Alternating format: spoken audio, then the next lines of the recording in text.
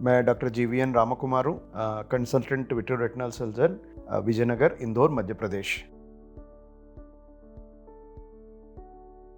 Camera जो है वो आँख को देख के ही बनाया हुआ है। फिल्म जैसे कैमरे के पीछे के हिस्से में रहता है जिस पे इमेज फोकस होता है लेंस के द्वारा, और वो इमेज जो पर्दे के ऊपर, जैसे फिल्म के ऊपर इमेज जो फॉर्म होता है, वो इमेज को कैप्चर करने का काम फिल्म का रहता है। तो वही काम आँख के अंदर रेटिना करता है। वो इमेज को कैप्चर करके ऑप्टिक नर्व के द्वारा ब्रेन की तरफ सिग्नल भेजता है। ये काम आँख के रेटिना का है। इसके संबंधित कई सारे बीमारियां आम जनता को उसकी जानकारी नहीं रहता है, मगर ये रेटिना के संबंधित बीमारियां नवजात शिशु से लेके ज़िंदगी के आखिरी तक बहुत सारे तरीके के बीमारियां हो सकते हैं।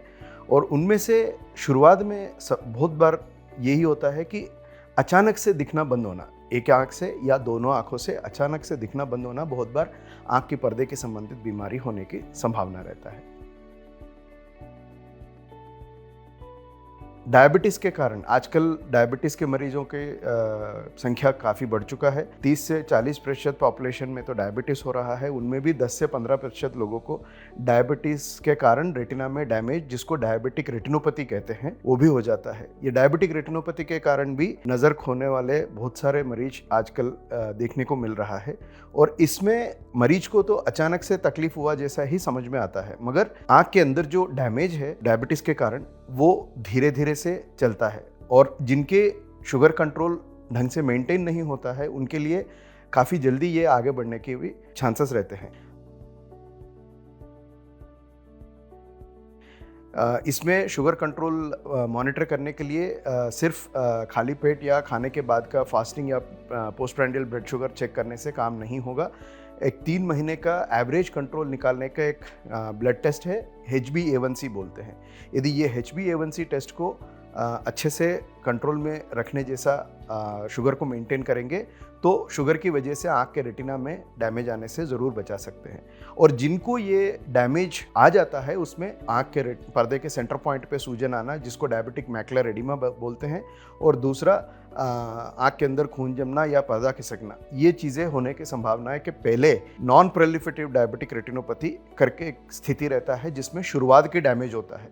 उस हालत में भी यदि मालूम पड़ा कि शुगर की वजह से डैमेज हो रहा है, वहाँ पे भी यदि आप शुगर कंट्रोल पे ध्यान देंगे तो भी आगे बढ़ने से और शुगर के कारण अंधापन आने से ज़रूर बचा सकते हैं। मगर ये सारे करने के बावजूद यदि स्थिति पूरा दिखना बंद होने के स्थिति में पहुँच गया तो भी कुछ परिस्थितियों में, जैसे आँख के अंदर खून जमना या पर्दा खिसकना, उसके लिए भी ऑपरेशन किया जा सकता है। मगर वहाँ तक मामला पहुँचने के बाद उम्मीद कम होता रहता है और एक स्थिति और आगे बढ़ चुका है तो अंधापन में भी जा सकता है। इसलिए सारे शुगर मरीजों को अपने शुगर कंट्रोल पे ध्यान देना बहुत ज़रूरी है। ये नाम से ही जाना जाता है कि उम्र की वजह से आँख के पर्दे में होने वाली तकलीफ। इसमें भी अचानक से दिखना कम होना या धुंधलापन आना, और जिस पॉइंट पे फोकस रहता है, किसी का चेहरा समझ में नहीं आना या पॉइंट ऑफ फोकस पे धुंधलापन आना, ये सारे चीज़ें या चीज़ें टेढ़े दिखना, ये चीज़ें होने की संभावनाएं रहते हैं। इसमें भी ये, जैसे मैंने बताया, पिछले 15-20 साल में जो आँख के अंदर इंजेक्शन, एंटी VEGF इंजेक्शंस, आँख के अंदर इंजेक्शन लगाने का जो ट्रीटमेंट आया है, उसको रोकने की या आगे और बढ़ने से बचाने की कोशिश किया जा सकता है।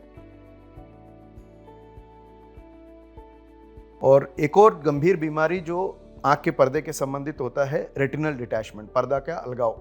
मगर जो रेटिना आँख के अंदर, उसके पीछे के कणजाल जो कोराइड नाम से जाना जाता है, उससे चिपका रहता है, वो रेटिना में छेद बनने के कारण या उसके ऊपर कुछ खिंचाव आने के कारण रेटिना अपनी जगह से अलग हो जाता है। इसको रेटिनल डिटैचमेंट बोलते हैं।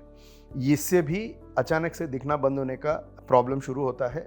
ये होने के पहले, रेटिना में छेद बनने के पहले फ्लैशेस ऑफ लाइट चमकता हुआ दिखना या फ्लोटर्स, काले धब्बे एकदम से आँख के सामने मच्छर जैसे घूमते हुए दिखना, ये चीज़ें होने का संभावनाएं रहता है। अचानक से ये चीज़ें कभी किसी को देखने को मिला तो तुरंत दिखाने जाना है, क्योंकि आपके आँख के रेटिना में छेद बनते हुए देख लिए तो रेटिना डिटैच होने से भी बचा सकते हैं उसका लेज़र ट्रीटमेंट करके। यदि वो स्थिति पे नहीं पहुंच पाया और रेटिना डिटैच हो गया और दिखना बंद हो गया तो ऑपरेशन करके भी वापस रेटिना को सेट किया जा सकता है। उसमें अलग अलग तरीके के ऑपरेशंस किया जाते हैं और उसमें कभी आँख के अंदर गैस बबल भरा तो फिर वो अपने आप ही निकल जाएगा। यदि सिलिकॉन ऑयल करके आँख के अंदर भरने के लिए एक स्पेशल तरीके का ऑयल आता है, वो यदि वो भरा तो एक और ऑपरेशन करके उसको निकालना भी पड़ता है। मगर ये सारे गंभीर बीमारियों में पेशेंट को डॉक्टर के सलाह पे जो भी सावधानियां लेना है ऑपरेशन के पश्चात, वो सारे चीज़ें ज़रूर फॉलो करना ज़रूरी रहता है अच्छा रिजल्ट मिलने के लिए।